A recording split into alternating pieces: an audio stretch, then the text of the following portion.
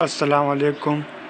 کلیات اقبال سے ایک نظم ایک مکڑی اور مکی کا تشریح لے کر آپ کی خدمت میں حاضر ہوا ہوں، تو چلے اس کی تشریح شروع کرتے ہیں۔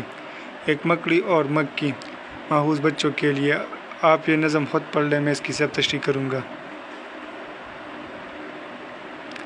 بانگ درا کے حصہ اول میں 7 ایسی نظمیں شامل ہیں جو علامہ اقبال نے خصوصی طور پر بچوں کے لیے تخلیق کیے۔ ان نظموں کا بنیادی مقصد اقبال کے نزدیک بچوں کی ذہنی اور نفسیاتی تربیت تھی۔ ان سے اندازہ لگایا جا سکتا ہے کہ اقبال بچوں کے معاملات میں کس قدر دلچسپی رکھتے تھے۔ یہ درست ہے کہ ان 7 نظموں میں سے بیشتر موضوعاتی سطح پر مغربی ممالک کے بعض شعراء کی تخلیقات سے ماخوذ ہے، تاہم اہم بات یہ ہے کہ ان نظموں کی روح مشرقی ہے۔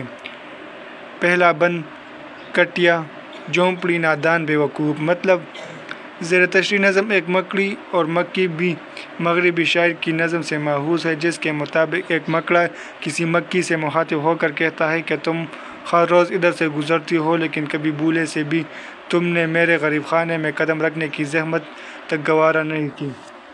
یہ درست ہے کہ اگر غیروں سے نہ ملا جائے تو اس سے کوئی فرق نہیں پڑتا، لیکن اپنوں کے ساتھ اس طرح کی لا تعلقی مناسب معلوم نہیں ہوتی۔ اگر تم میرے گھر میں آؤ تو میری عزت افزائی ہوگی، میری یہ دعوت منظور کر لو تو سامنے جو سیڑھی ہے اس سے آ جاؤ۔ مکی نے مکڑی کی بات کو بغور سنا، پھر گویا ہوئی کہ حضرت یہ دھوکہ کسی احمد کو دیجیے، اس لیے کہ میں تو اس حقیقت سے پوری طرح واقف ہوں کہ جو آپ کی سیڑھی پر چڑھا پھر واپس نہیں آیا۔ دوسرا بند معنی فریبی دھوکہ باز کٹیا جھونپڑی۔ مطلب اس مرحلے پر مکڑی نے بڑی سختی کے ساتھ مکی کو مخاطب کرتے ہوئے کہا کہ کس قدر افسوسناک بات ہے کہ تم مجھے دھوکہ باز سمجھ کر نادانی کا ثبوت دے رہی ہو۔ میں نے جو تمہیں یہاں آنے کی دعوت دی تو محض تمہاری خاطرداری منظور تھی، جبکہ اس میں میرا کوئی فائدہ نہ تھا۔ تم جانے کتنی دور دراز سے الٹی ہوئی آ رہی ہو، اس میں برائی کیا ہے کہ چند لمحوں کے لیے یہاں رک کر سانس لے لو۔ خرچن کہ میرا گھر باہر سے بالکل معمولی نظر آتا ہے، لیکن اس میں کئی ایسی نادار اشیاء موجود ہیں جنہیں دیکھ کر تم خوش ہو جاؤ گی۔ اندر جو دروازے موجود ہیں ان پر میں نے خوش رنگ پردے لٹکائے ہوئے ہیں، اور جو دیواریں ہیں ان پر شیشے جڑے ہوئے ہیں۔ یہی نہیں بلکہ مہمانوں کے آرام کے لیے بستر بھی حاضر ہے۔ تم جانتی ہو کہ ہر شخص کو ایسی آسائشیں میسر نہیں ہوتی۔ مکی نے جواباً کہا، بے شک تمہاری بات درست ہوگی، پھر بھی اس میں اچھی طرح اس حقیقت سے واقف ہوں کہ ان بستروں پر اگر کوئی بدقسمت سو جائے تو پھر قیامت تک نہیں اٹھ سکتا۔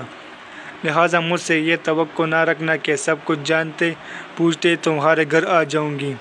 تیسرا بند معنی کٹکا در خوف مکی کو اڑایا مکی کو کھایا۔ مطلب مکی کا جواب سن کر مکڑا حیران رہ گیا کہ یہ کمبخت تو بڑی ہوشیار نکلی۔